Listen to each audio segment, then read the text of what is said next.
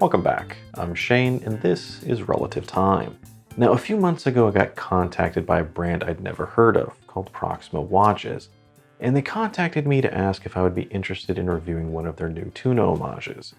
I was kind of curious because I've never seen a tuna, Seiko or otherwise, so I started checking them out. Proxima has their own website as well as they sell watches on AliExpress, but they aren't your typical Ali watch. Their cases seem to be fairly standard, but what I really liked about them was that they had a lot of very interesting and creative dial combos. But as I was checking out their site, a very specific Lume shot caught my attention, and this was from another one of their new watches, the PX01. So I took a closer look at that one, and I noticed that it has a very interesting and creative way of showing the date. So I responded back to them by saying, those tunas are cool and all, but what's with this one? And eventually they did agree to send me a PX01 to review. Now, in full disclosure, this watch was gifted to the channel, and they're not going to ask for it back, hence that promotional tag. And before we really get into this, we need to talk about the elephant in the room, or rather the unicorn on the dial. So from what I know, Proxima is the main brand, and they also have a sub-brand called Uni-Dive, which, as you can see, has a unicorn on the dial. But what's more important is that there seems to be both a Uni-Dive and a Proxima version for each watch. So if you're really not digging the unicorn, know that there's also a Proxima version with a slightly different dial. Now, I actually asked for the Uni-Dive version for a couple specific reasons, which I'll explain as we get into it.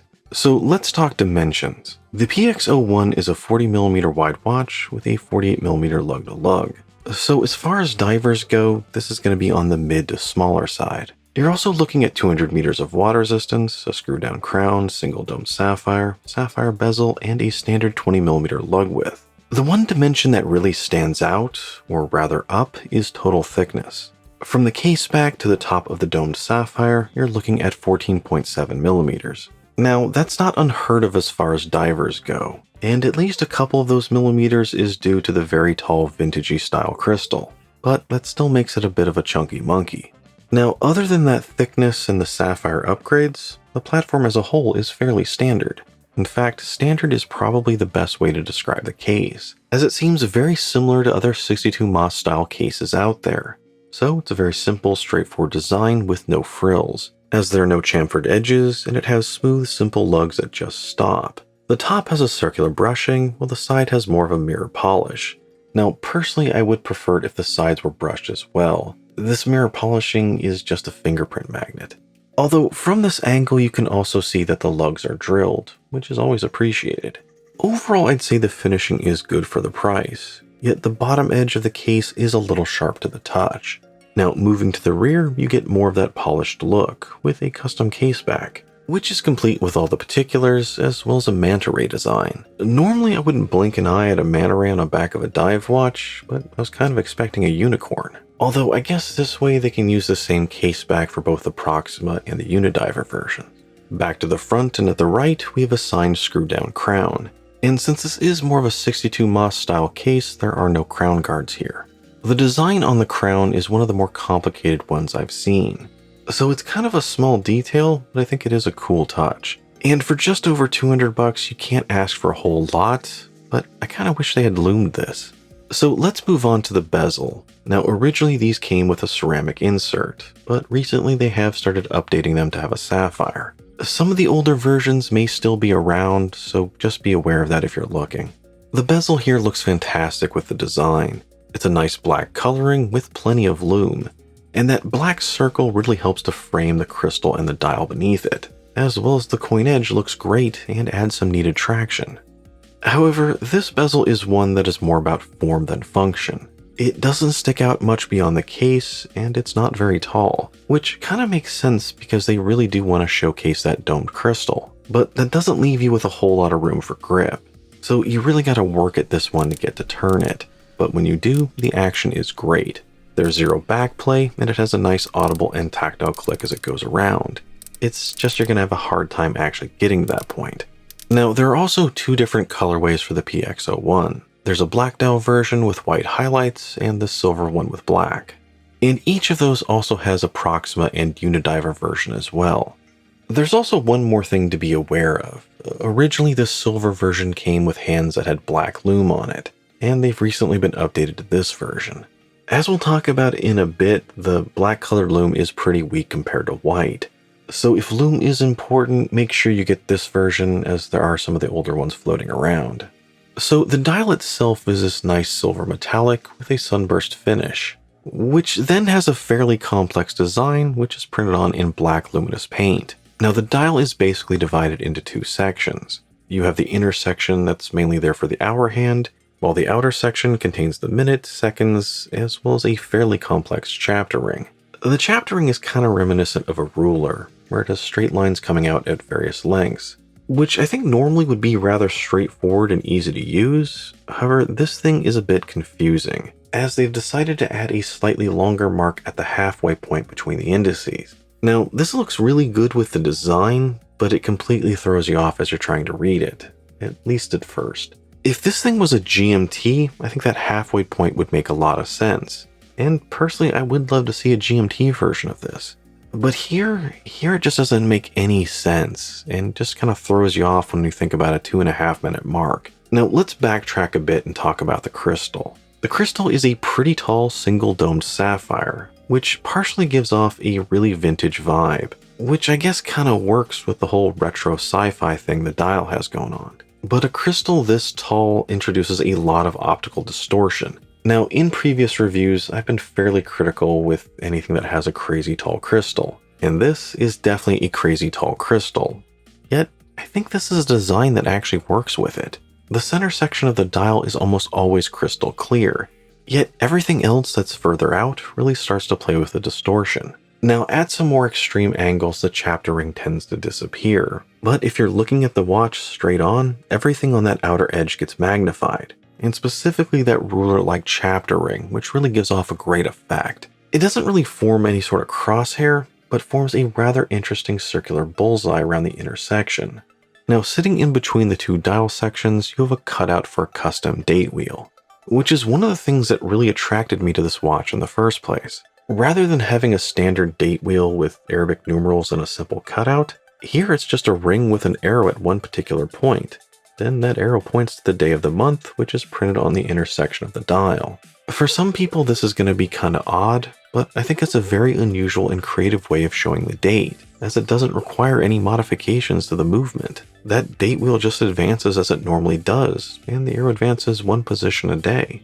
The handset they decided to use is very swordfish, with kind of this extra cutout at the very tip, as well as they decided to use a very long arrow for a second hand. The hour hand is a bit short in comparison, but it always stays within that center section, which is always crystal clear. Then you have the minute hand, which goes right to the edge of the distortion, but not quite into it, as opposed to the second hand, whose tip is well in that magnification, which makes it seem like it goes all the way to the edge and looks kind of cool as it circles the dial. Now, silver hands with white paint against a silver dial doesn't offer the best contrast, but it still works. It's not ideal, but it does work. And part of why it works here is because there is a good amount of lume on those hands, and there's always a slight green glow to it.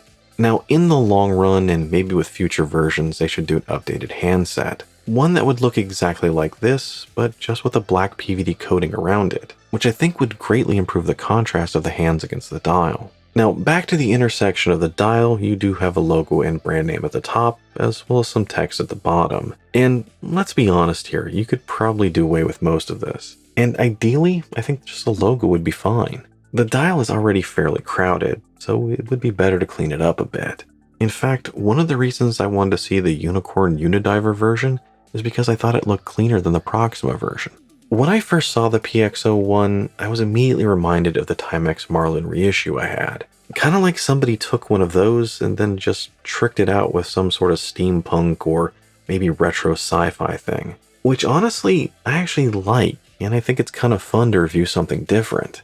But different also means that it's usually polarizing, and this is a bit different. So at this point, I think everyone watching at home knows what side of the fence you stand on with this one. The design here is odd. It's crowded and quite hectic. And yes, the unicorn is kind of goofy. Yet it's also very creative, symmetrical, and I think looks really well made. These macro shots just look great. Anyway, let's move on to the Lume, and notice here that I do have the video paused. This right here is what really attracted me to the watch in the first place, as practically every component here is loomed up, from the indicators, the chapter ring, the date wheel, and the logo, which was another reason I wanted to see the Uni-Diver version. But remember when I said that the black Lume paint wasn't very good? Yeah, so all of that coolness just fades out rather quickly, which is a damn shame, but I'm not sure if there's anything they can do about it, as this seems to be more of a technical limitation than a design. From what they've told me, the black oil-based paint doesn't absorb Lume very well, which is one reason that I think the black dial version would be better for Lume, as it's a black dial with white-based luminous paint. So at least with this version, that's the bad news. However, there is some good. While a lot of the detailed elements on the dial fade out, the hands and bezel are in it for the long haul. And in my comparison tests, they seem fairly comparable to a Seiko diver. So this at least shows that Proxima knows what they're doing when it comes to Lume, and to be fair, those are the most important elements. So there is a little bit of a mixed bag here, but in terms of real-world effectiveness, I'd still say it's good, or at least good enough. Now, movement-wise, we have the Seiko NH35A, which is the workhorse of the affordable watch. Although they do offer other options, and I think you can get a PT5000 or a Solita for a little bit more. Yet, I think this kind of watch really works best with an NH35. So let's move on to the bracelet, and I'm not going to mix any words here. This bracelet flat out sucks, and it's by far the biggest issue I have with the watch. Now, to be fair, it is a good looking bracelet. The links are solid, secured with push pins, as well as you have solid end links. The clasp is pressed, but they recently told me that they've upgraded to a milled version, which is a great first step, but that doesn't fix my other two issues with it. The first of which is that the fit of the end links is simply horrendous. I mean, you can see it in their own promotional images. You can drive a truck through that gap. But what's worse is that the end link flexes and moves way too much. I mean, when I first put this thing on, I thought the spring bar wasn't secured right. But it is, it's just that bad. Although even if they fix that, which they really should, it still doesn't fix my biggest problem with the bracelet, which is simply that I don't think it's very comfortable on the wrist. If you look at the designs, you're going to see that the links, and especially the links at the top of the bracelet, are fairly long, which also means that there aren't as many individual links compared to some other bracelets. And that means that it doesn't flex and conform to your wrist as a lot of others do. Plus, combine that with the male end link that increases the effective lug-to-lug, and the whole thing just felt very stiff and awkward on my wrist. However, since I knew this was a 62 Moss style case, I knew it had to be fairly comfortable, so I didn't quite give up on it. I took that bracelet off and never looked back. I tried a few different things, but the one I really settled on was this white silicone strap, and putting that on the watch and putting it on my wrist was a night and day difference. With this on the watch, not only is it much lighter, but it's simply much more comfortable. So if anyone winds up getting one of these, you should probably at least try the bracelet, but I'd plan on just ditching it later on. So in terms of value, the price for this one with a Seiko NH35 is $219, and that's before any coupons. But if you are looking for watches to compare this to, I think the obvious choice would be a 62 Moss Homage from San Martin. And that one is closer to $260, or say a steel dive version, which is $170. In terms of components, I think the case quality is going to be about the same with all of them. So the main differences are going to be with the bezel and the bracelets. So with that in mind, I think the PX01 is placed nicely in between those two, and overall offers a good value. However, the PX01 has something the others don't, and that's a completely different and unusual dial design. Now, there are a few issues here, and especially with the bracelet, but overall I like the watch.